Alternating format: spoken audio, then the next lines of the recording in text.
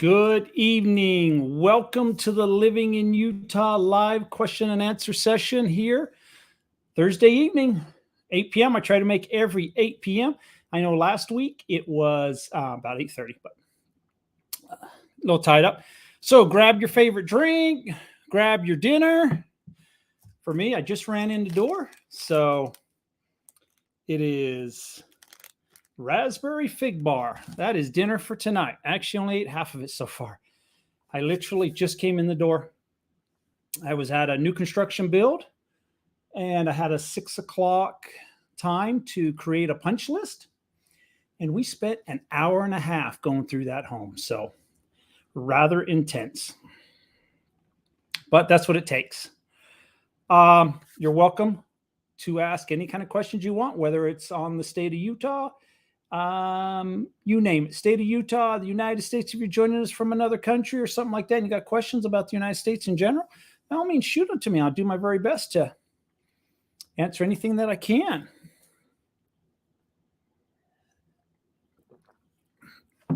So we've got what's on the schedule for tonight, buddy? Well, whatever you would like to talk about. I have a couple of news events happening in the state of Utah. Things that are going on. I was going to cover some of that.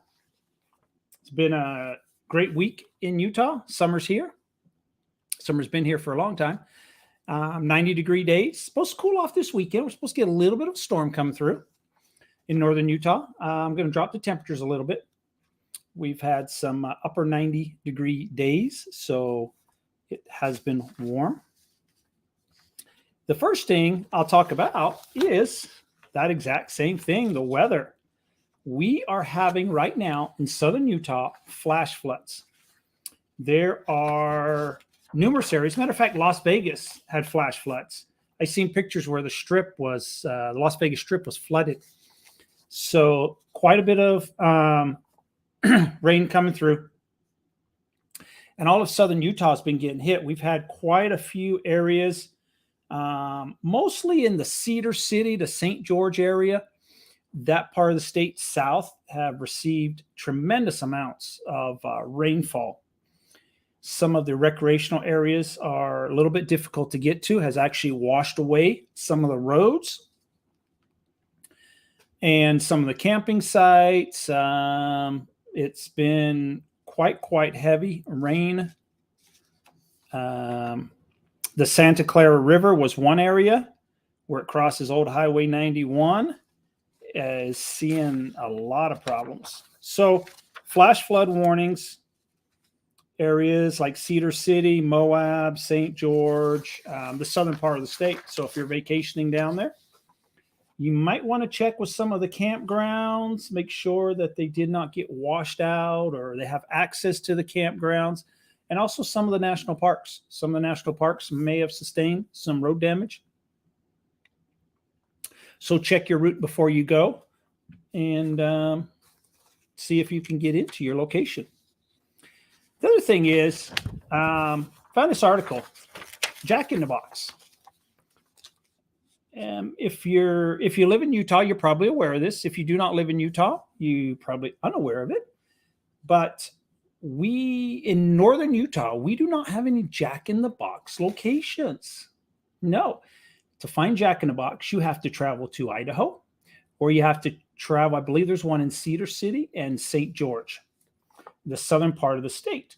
But in the northern part of the state, Jack in the Box franchises, we do not have. So Jack in the Box is looking to expand to areas in the northern part of the state. And they've actually identified some areas. They would like to expand. Oh, let's see where they said which cities they want to go to. Salt Lake City. They'd like to expand in Salt Lake City. They'd like to expand in Provo. And they also are looking at the Ogden to Clearfield location, somewhere in there. It's probably about a 10-mile radius. So they're looking at putting approximately 3 or more locations. I would imagine with Salt Lake City, they'd probably have to put quite a few if you're talking Salt Lake City. I mean, Salt Lake City in itself is kind of small by size, but you've got all these other areas, West Jordan, South Jordan, West Valley. I would imagine you probably would have to put multiple units in Salt Lake City. And then they're also looking at Provo area, and then they're looking north of there to expand Jack in the Box. I see them in Idaho. When I go to Idaho, I drive by a couple Jack in the Boxes. But we, for some reason, I don't know if at one time we had Jack in the Box and they closed down and now they look back. I'm not too sure, but I don't recall Jack in the Box in the past here. Evan Johnson, I hiked Lake Blanche Trailhead, Big Cottonwood Canyon last Saturday and saw 2 moose. Yes. Yep. Very true. Great place to go. Great place to go. What's nice about some of them areas is a little cooler temperatures because you're a little higher altitude. So it's always nice during the summer months. Great areas. Yep. Some great areas. But yeah, you will see wildlife on numerous trails. Yep.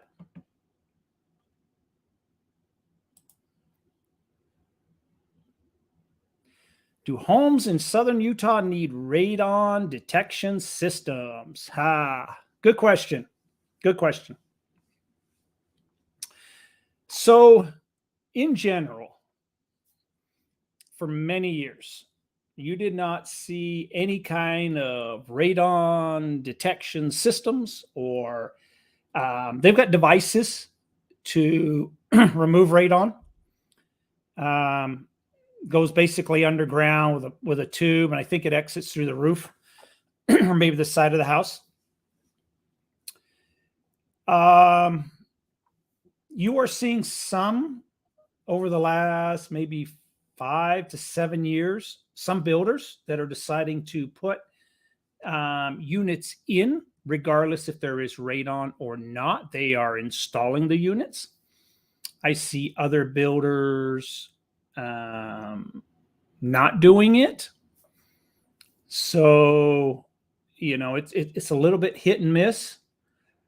I know, or I've seen, it's very hit and miss, and I'm not an expert on it by any means, but I've had some people test for radon, and you'll find in the same city, one test will come back positive, one test comes back negative. So how it works and where it comes up, et cetera, is definitely something that I'm not aware of exactly.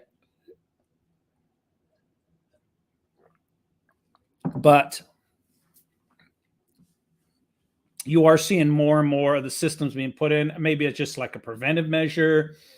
I'm not too sure, but I've come across a few new builds that have systems in it. As far as actual detection systems, I'm sure they build them. A lot of people have bought these kits. You leave it in your basement for a certain time period, and you mail it, I believe, to a lab, and it'll come back and give you a result if you are looking at getting an idea if you do have radon. But in general, yeah, I see some homes being built with them and some not being built with them. So, yeah, I was just at a brand new build tonight, and that has no radon equipment put into that particular house. So really hit and miss throughout the state. But it's a good question. It's definitely an area I should learn more about. We hear, 20 years ago was never talked about, pretty much never talked about. And over time, a little bit, and more people seem to talk about it now. But I don't see major.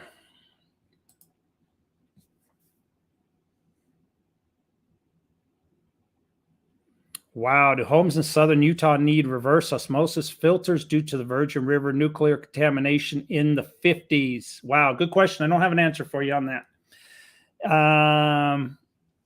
Yeah, I'm not too sure if it does. And I do not know to the extent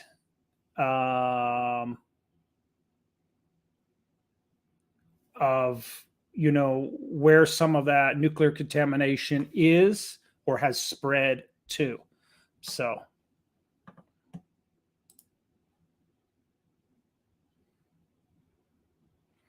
Bed Bath & Beyond stock soared 160% this week and crashed back down as fast. Yeah. Was that one of the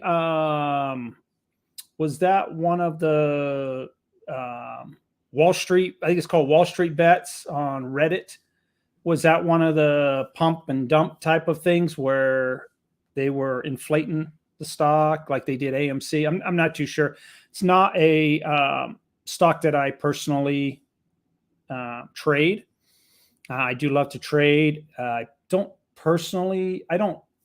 trade any stocks as per se. Tesla is one of my favorites. So I do trade Tesla from time to time. I'm a currency trader. That's my biggest trading. GBP, US dollar, Euro, US dollar, probably we've got about 10 or 11 currency pairs, all the US dollar ones. I do Euro, Japan, GJ, so Great British Pound against the Japanese yen. So I trade a lot of that. That's my favorite thing to trade. I do trade Tesla from time to time. I scalp Tesla, actually. I would not want to be a long-term holder of Tesla. When Elon Musk tweets something or says something, it affects the stock price dramatically. So it can be a bumpy road. And I'd never like to hold Tesla stock overnight just in case something gets released and it dumps. But that's just a personal thing. And I also trade US 30. I do like US 30. It's a wild ride. It's called the Dirty 30. It's definitely a wild ride. You can lose money faster than a Las Vegas casino on US 30, but which covers 30 companies in the United States. But I personally don't trade a lot of individual stocks like Bed Bath & Beyond. When it comes to trading, currency trading is my favorite. It's just a hobby. I get up early in the morning and I really enjoy the world news. So everything in Europe is already happening. Their markets are open. Their economy is open. News is getting released while most people in the United States are still in bed, especially in my time zone and the West Coast time zone, even more so. When I get up at 4 or 5 in the morning, it's 3 or 4 in the morning in California. So that's my trading style. I enjoy the news and then purchase currency pairs based off of news events because you can typically see them. I can just almost see it hit because as traders start absorbing the news at 7, 8 o'clock in the morning, and I'm already well into stocks or currency pairs, I should say. That's my enjoyment on the trading side is the currency pairs. So, and I'm more of a news trader than a technical trader, but I do some technicals from time to time. But if it's US 30, then I do technical trading. But when it's currency pairs, pretty much news related, you can almost take it to a T. And there's times you can make really good money. Like when and I look for the hot news events, the red, what they call the red folder days. If you go on any of the sites that have the news releases, I look for all the red things. And like when the Fed meets and they're going to announce interest rates will go up, oh boy, you can see currency pairs just spike. I mean, literally, people make thousands and thousands and thousands of dollars in blink of a second. In a friend of mine trades in Europe, very, very successful trader. And he's always texting me and everything. And at the last Fed meeting, I think he made, because there were some currency pairs that shot down on the news. And I think he probably made $10,000, $20,000, $30,000. And then he wrote it back up for another $10,000, $20,000, $30,000 as the market was digesting it and bringing it back. He's very good at that. So far better than me. And I think I don't remember what he exactly texted me, but it was probably $30,000, $40,000, $50,000 swing in a matter of like 5 minutes. So based off of news. do enjoy trading.